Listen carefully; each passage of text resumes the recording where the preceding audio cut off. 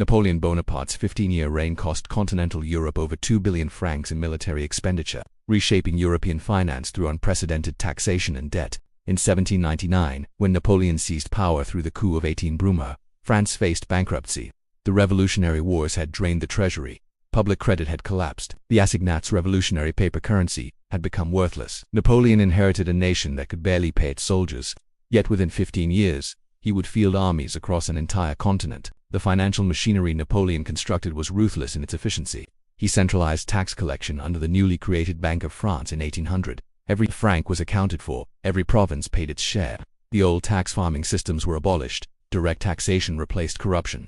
The French state could now extract wealth systematically from every corner of its territory. Military spending consumed 70% of the imperial budget by 1805. The Grande Armée required constant funding. Uniforms, weapons, horses, artillery, and provisions demanded enormous capital. A single campaign season could cost 50 million francs. Napoleon's solution was simple: make war pay for itself. Conquered territories would finance continued conquest. The Italian campaigns demonstrated this principle perfectly. After defeating Austria in 1800, Napoleon imposed crushing indemnities. Milan paid 20 million francs. Venice contributed 15 million. Genoa provided another 12 million. These payments did not represent reparations. They represented systematic extraction designed to fund the next campaign. The Treaty of Pressburg in 1805 transferred 40 million francs from Austria to France.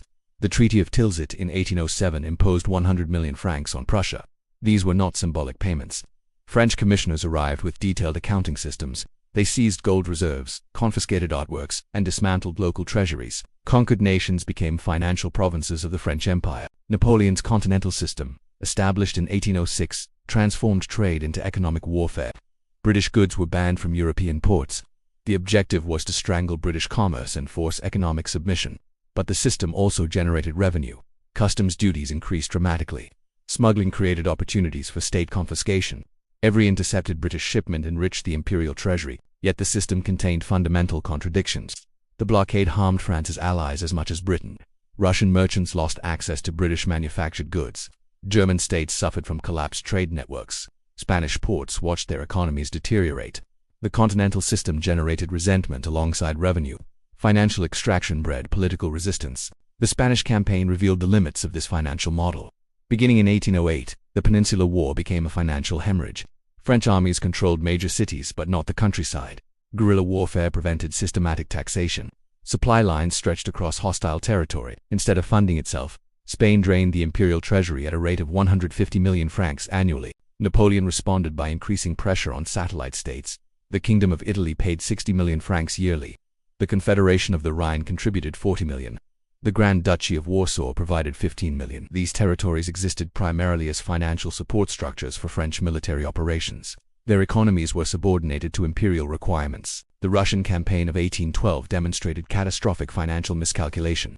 Napoleon assembled an army of 600,000 men. The mobilization cost 180 million francs. Equipment, provisions, and transport consumed resources accumulated over years. The campaign was designed to force Russian submission and secure economic dominance over Eastern Europe. The invasion failed completely. Of 600,000 men, fewer than 100,000 returned. The financial loss exceeded the human cost. Entire supply trains were abandoned. Artillery pieces worth millions were left in Russian snow. Years of accumulated military capital disappeared in 6 months. The Grande Armée, the instrument of French financial extraction, ceased to exist. The campaigns of 1813 and 1814 exposed the exhaustion of French resources. Napoleon conscripted younger men, including teenagers. Equipment quality declined.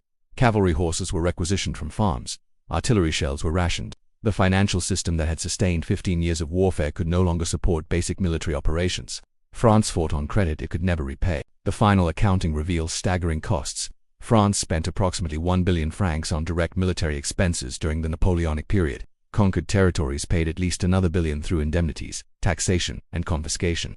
The total economic impact across Europe, including destroyed infrastructure and lost trade, exceeded 5 billion francs in contemporary value. But numbers alone do not capture the transformation.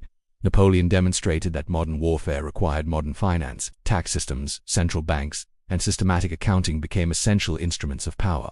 The state that could extract and deploy resources most efficiently would dominate the battlefield. Financial administration determined military capability. The British offered a contrasting model. They did not conquer territory for direct extraction. Instead, they borrowed through sophisticated bond markets. British public debt reached £800 million by 1815, but London's financial institutions absorbed this burden through long-term instruments. Britain traded immediate extraction for sustained borrowing capacity.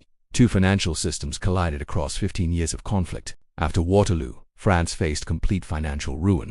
The indemnity imposed by the Allies demanded 700 million francs. French territories were occupied until payment was complete. The nation that had extracted billions from conquered Europe now paid its own crushing tribute. The financial machinery Napoleon built was turned against France itself. The legacy extended far beyond France. Prussia learned the importance of centralized fiscal systems. Austria reformed its tax administration. Russia modernized its treasury operations. The Napoleonic Wars forced every European power to recognize that financial capacity determined strategic outcomes. States that could not efficiently tax and borrow would be dominated by states that could. Napoleon's billion-franc gamble revealed a fundamental reality. Imperial ambition required imperial finance. Conquest generated short-term revenue but created long-term obligations. Extraction bred resistance. The financial machinery built to sustain perpetual war eventually consumed the state it was designed to serve. France won battles across Europe but lost the economic foundation necessary for lasting dominance. The true cost of Napoleon's wars cannot be measured in francs alone. The conflicts reshaped European finance, creating systems of taxation and debt that defined 19th-century power. Every nation learned the lesson France paid so dearly to teach. War is ultimately an economic equation, and even the greatest military genius cannot defeat the mathematics of exhaustion.